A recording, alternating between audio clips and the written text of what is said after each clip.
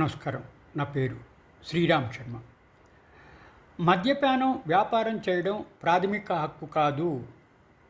ఇది జనరల్గా ప్రాథమిక హక్కులు చేసే దాంట్లోకి రాదు అని చెప్పేసి గౌరవ జమ్మూ అండ్ కాశ్మీర్ హైకోర్టు ఒక కామెంట్ చేయడం జరిగింది. ఇందులో మద్యం అంటే లిక్కర్ బిజినెస్ చేయడానికి ప్రాథమిక హక్కులు లేవు, వేరే ఇతర వ్యాపారాల్లాగా అని, అందుకని లైసెన్స్ ఫీజు తగ్గించమని వ్యాపారస్తులకు అడిగే హక్కు లేదని జమ్మూ అండ్ కాశ్మీర్ హైకోర్టు పెంచిన లైసెన్స్ ఫీజును సపోర్ట్ చేస్తూ తీర్పునివ్వడం జరిగింది. తగ్గించడానికి ఏ ఛాన్స్ ఇవ్వకుండా. ఇట్లా లిక్కరు మత్తునిచ్చే పానీయం, ఇది తాగితే అనారోగ్య పాలవుతారు, అందుకని భారతదేశ పౌరుడికి వ్యాపారం చేయడానికి ఫండమెంటల్ రైట్ ఉంది అని చెప్పడానికి వీల్లేదని కాశ్మీర్ హైకోర్టు ఈ విధంగా అనడం జరిగింది.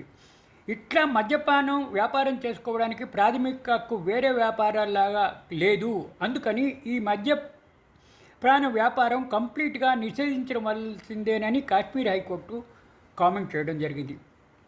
ఇద్దరు జడ్జిల ధర్మాసనం జస్టిస్ సంజయ్ పరిహార్, జస్టిస్ సంజీవ్ కుమార్ అనడం ఏంటంటే, ఇది ప్రాణాంతకము, ఇది సేవిస్తే డేంజరస్, అనారోగ్యం పాలవుతారు, అందుకని భారతదేశ పౌరుడికి ఈ వ్యాపారం చేయడానికి ఫండమెంటల్ రైట్ అంటే ప్రాథమిక హక్కులు లేవు వేరే వ్యాపారాల్లాగా చేసుకోవడానికి, అందుకని దీన్ని మొత్తానికి నిషేధిస్తే బాగుంటుంది అని సదరు జడ్జి గారు వ్యాఖ్యానించడం జరిగింది.